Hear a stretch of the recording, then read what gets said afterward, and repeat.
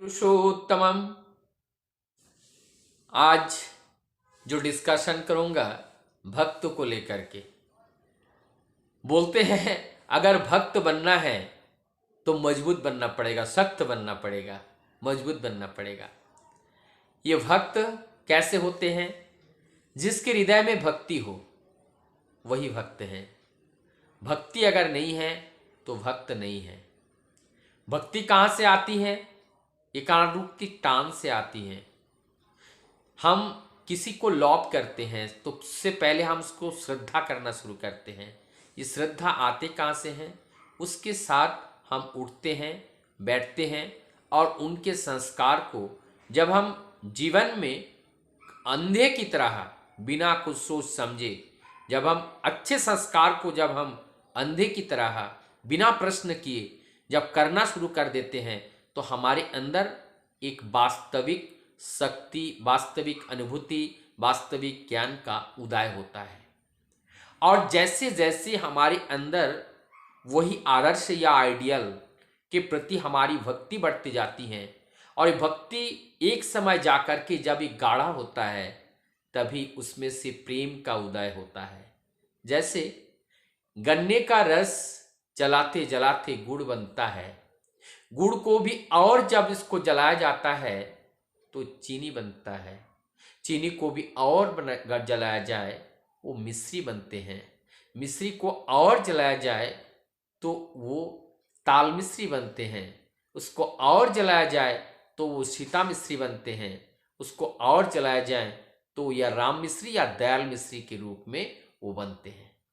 तो इस तरीके से जैसा जैसा हमारे अंदर भक्ति होगा उस भक्ति का जितना गाढ़ा होगा और उसी से ही प्रेम का उदय होगा। तो ये भक्ति को जब हम देखते हैं, ये जो भक्त हैं कितने प्रकार के होते हैं। साधारणतः भगवान श्री कृष्ण गीता में बोले हैं भक्त 4 प्रकार के होते हैं। एक है आर्त। आर्त का मतलब होते हैं जब हम परेशानी में पड़ते हैं, विपत्ति में पड़ते हैं, दुख में पड़ते हैं, दरिद्रता में पड़ते हैं, कोई रास्ता हमारे पास शेष नहीं रहता है, तब हम प्रभु के शरण में जाते हैं और उनको पुकारते हैं। जैसे माता द्रौपदी ने भगवान श्री कृष्ण को याद किया था जब वो संकट में थे, जब उनका वस्त्र हरण हो रहा था, चीर हरण हो रहा था, उस समय भगवान की दया से भक्त की इस इच्छा, मनकामना, उनकी आर्तनाद, उनकी पुकार को भगवान ने सुना था। तो ये आर्त हैं। ठाकुर जी बोलते हैं ये भी हमारे एक प्रकार का भक्त हैं। सेकंड कोटि का जो भक्त है ठाकुर जी बोलते हैं अर्थार्थी, मतलब अर्थ आरती, आर्थी जो प्रार्थना करते हैं। आर्थी माने प्रार्थना करना, मांगना। किसका? अर्थ का। जो धन दौलत सारी चीजें जो चाहते हैं, जो सब कुछ पाना चाहते हैं, जो पाने की इच्छा है, जैसे अम्बा ने मांगा, तो ये सारी जो हमारी चाहत होती है प्रभु के पास जाते हैं, हम उनसे मांगते हैं, उनसे पाना चाहते हैं। तो इस तरीके के जो भक्त होते हैं वो अर्थार्थी भक्त होते हैं। और एक भक्त होते हैं जिसको ज्ञानी भक्त कहते हैं। ठाकुर जी बोलते हैं ज्ञानी का मतलब सिर्फ जानना चाहता है। वास्तव में ज्ञानी किसको कहते हैं? ये ज्ञानी उसको कहते हैं जिसको जानने के बाद और कुछ जानना बाकी नहीं रह जाता है, जिसका जानना चरम है, जिसके जानने के बाद हम और वो प्रभु अलग नहीं होते हैं, एक प्राण हो जाते हैं, एक देह हो जाते हैं, एक मन हो जाते हैं। यहाँ 2 बुद्धि नहीं रहता है, यहाँ द्वैत भाव नहीं रहता है, यहाँ अद्वैत हो जाते हैं, यहाँ उस एक ही हो जाते हैं।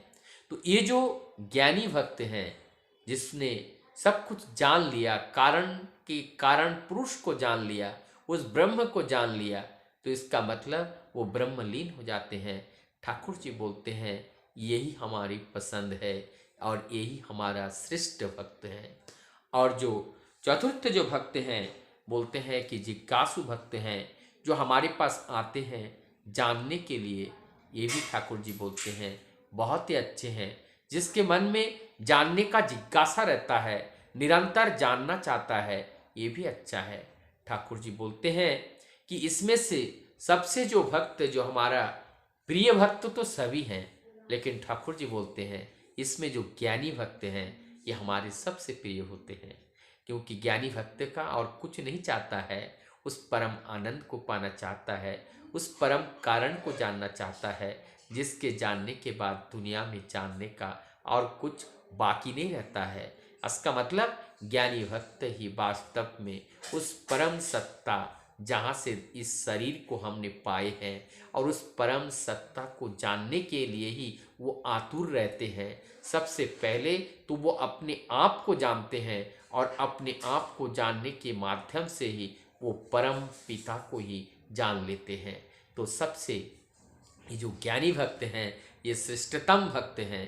तो मुझे लगते हैं हम सभी लोग परम दयाल की जो इच्छा के अनुसार, केवल हमारे जीवन में एक ही उद्देश्य रहेगा, परम पुरुष का कार्य जिस कार्य के अंतर्गत नहीं होता है, परम सत्ता या सत्य का कार्य या जगत कल्याण का कार्य जिसमें निहित नहीं है, जिस कार्य के अंदर व्यक्ति स्वार्थ है और इष्ट स्वार्थ नहीं है, उस कार्य से अपने को दूरी बना के रखना है। और जिस कार्य में परम सत्ता की विभूषित किया जाता है और परम सत्य का ही कार्य होते हैं, वही सत्य का कार्य होते हैं, वही परम पुरुष की कार्य होती हैं, और वो एकमात्र हैं इस जगत कल्याणकारी जो कार्य होते हैं, वो परम पिता का ही कार्य होते हैं। वंदे पुरुषोत्तम।